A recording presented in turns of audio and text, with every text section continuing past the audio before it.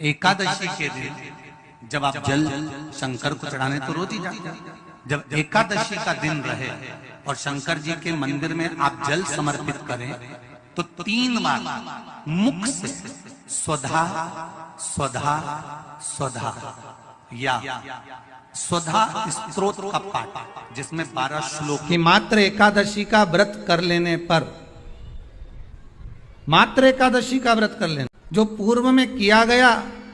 हमारा पाप कर्म है, हमने किसी जीव की हत्या करी है, हमने किसी को कष्ट प्रदान करा है, हमने किसी को अपशब्द कहा है, हमने किसी को ताने दिए, हमने किसी को आड़ा टेढ़ा कहा है, हमने किसी को गालियां दे दी है, मात्र एकादशी का व्रत ही कर लेने पर ये सारे जो दोष हैं वो समाप्त हो जाते हैं। सबसे पहला नियम एकादशी व्रत का सबसे पहला नियम है कि आप जिस दिन व्रत करो उसके एक दिन पहले भक्ति का संचार इस हृदय में कर लो। भक्ति का संचार इस हृदय में कर लीजिए। जिस दिन आप व्रत करो, जैसे एकादशी का व्रत कर रहे हो तो दशमी के दिन शाम का समय जब आवे, रात्रि जब होने लगे, शाम का समय आवे और रात्रि का आप जब भोजन ग्रहण करो तो उस भोजन में कोई ऐसा पदार्थ ग्रहण मत करिए जिस पदार्थ के कारण आपकी एकादशी बिगड़ जाए।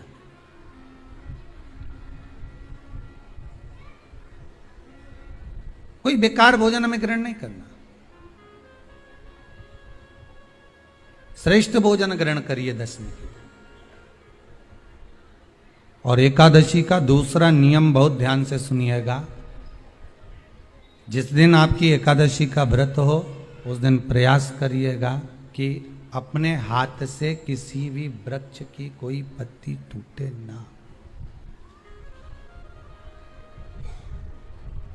अपने हाथ से किसी भी वृक्ष की, पौधे की, किसी भी वृक्ष की पत्ती अपने हाथ से ना टूटे। बहुत ध्यान दीजिएगा महाराज। एकादशी का ये दूसरा नियम है कि अपने हाथ से किसी पौधे की, किसी वृक्ष की, किसी डाली की कोई पत्ती टूटे ना, कोई पत्ती ना टूटे, इसका प्रयास करिए।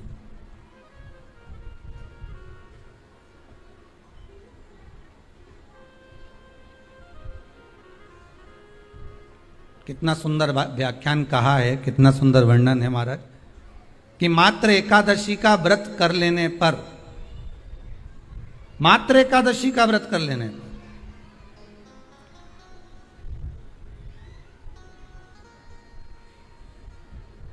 जो पूर्व में किया गया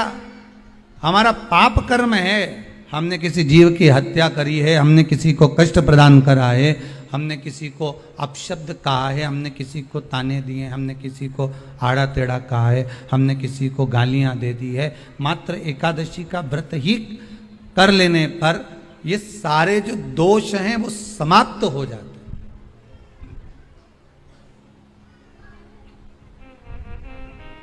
सारे दोष हमारे समाप्ति पर आ जाते हैं।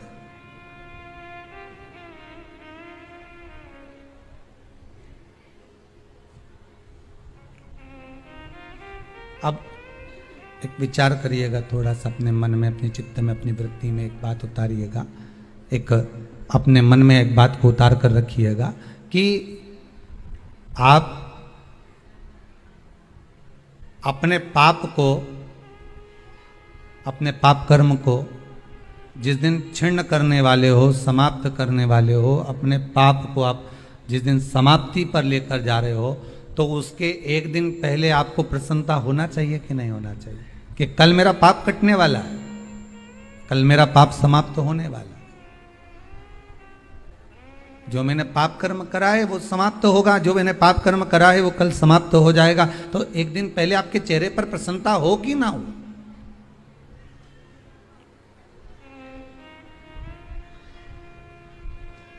और चेहरे पर वो प्रसन्नता आपके आना चाहिए कि कल मेरा एकादशी का व्रत है, आज दशमी है, कल एकादशी का व्रत है, तो कल मेरी जब एकादशी का व्रत रहेगा तो मेरा ना जाने कितना कितना पाप, कितना कितना असत्य, कितना कितना झूठ, कितना कितना प्रपंच वो समाप्त हो जाएगा। इसमें मुझे प्रसन्नता हो, इसमें मुझे आनंदता हो।